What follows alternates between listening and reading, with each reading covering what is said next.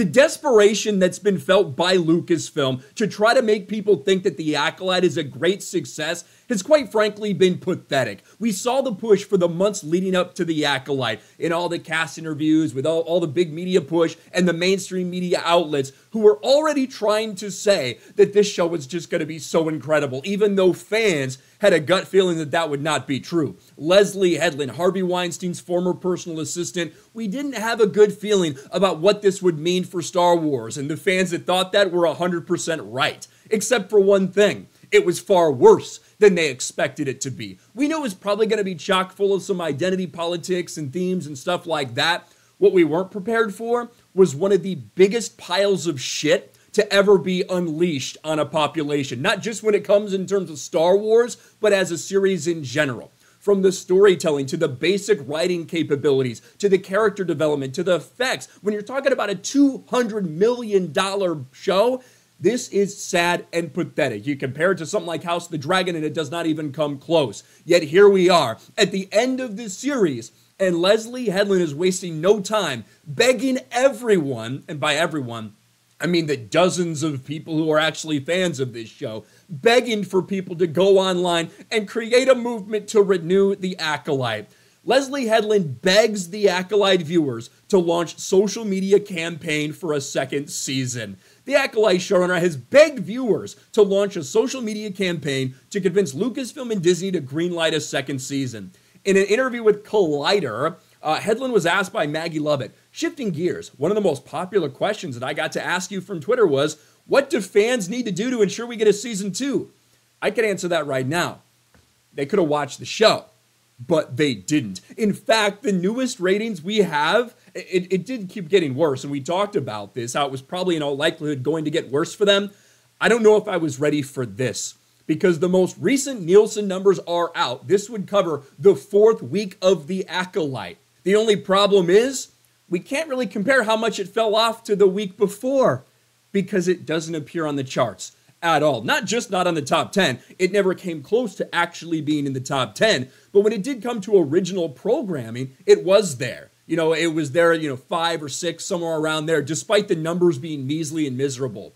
Now, it's fallen completely off the chart. The last thing on the list is King of Collectibles, The Golden Touch from 2023, and that show got 298 million minutes watched, which means The Acolyte is somewhere below there, maybe significantly below there. We don't know. We don't have any idea because it was such a fantastical failure that it didn't even chart.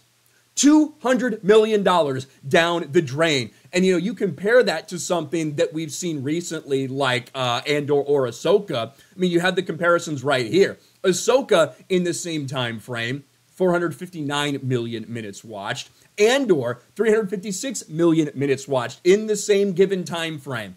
Yet The Acolyte doesn't come anywhere close to that. And in fact, we can't even tell you what the exact numbers are because it didn't fucking chart. This is a pathetic fucking fail. But Leslie Headland's response was this.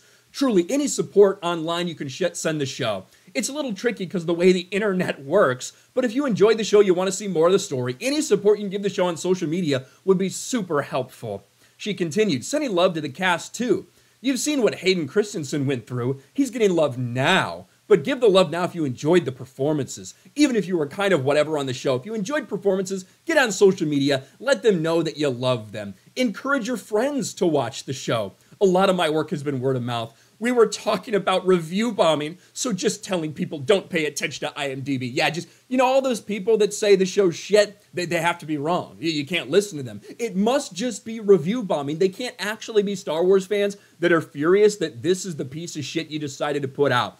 All of this must just be a couple angry fans mad that there's women in a show or minorities in a show, even though we don't see similar review bombing for a bunch of other programs out there. All these people who gave it overall a 3.9 on IMDb, those are just a handful of angry bigots out there. They don't represent Star Wars fans. You know what? They do represent Star Wars fans. People that don't like this show are in the majority. And we're now seeing all of that. Despite the cope, despite the gaslighting that this was a gigantic success, it wasn't. The ratings indicate this is the biggest failure we've ever seen for Star Wars. But just ignore all of that. If you enjoy it, tell people. It seems basic, but I think what's interesting is nowadays, if you like a show, you're very rarely going to go online and be like, I liked this show. That is also a cope. We see massive support for shows that people like. We also see massive criticizing of shows that people hate. This is all an attempt to reframe this, to make them the victims and pretend like their show's actually good, but they're being overwhelmed by a negative PR campaign. If you did love the show, then pivot and be appreciative. By the way, I know this is already happening, even though I'm not online. People have been sending me fun tweets and beautiful artwork and all the ship comments. God, fuck you. And I'm absolutely loving it. I know it's out there, but if you aren't doing it, I would encourage you to do it and support the show. So thank you. We're literally begging the couple dozen fans out there who actually like this pile of shit. You are begging them to go out there and start a campaign for season 2. And that's all you have at this point because the work you put in was not worthy of a season 2 in any way, shape, or form. I don't know what Lucasfilm is going to do. This is definitively a failure. No amount of spin from the mainstream or Lucasfilm or Disney or Leslie Headland or anybody can change that fact. This show is a failure, definitively. What did they do? We've seen Lucasfilm renew stuff that didn't exactly be a rating success before. We've seen them do a lot of stupid shit. Wouldn't put it past them to renew season 2. But you literally had the showrunner out there a week after it's done, begging people to go out there and artificially create this demand for a show that does not exist. What do you guys think about this? Let me know in the comments section below. Smash a like button, subscribe to the channel, ring the bell for notifications, share this video out there, and I'll talk to you later.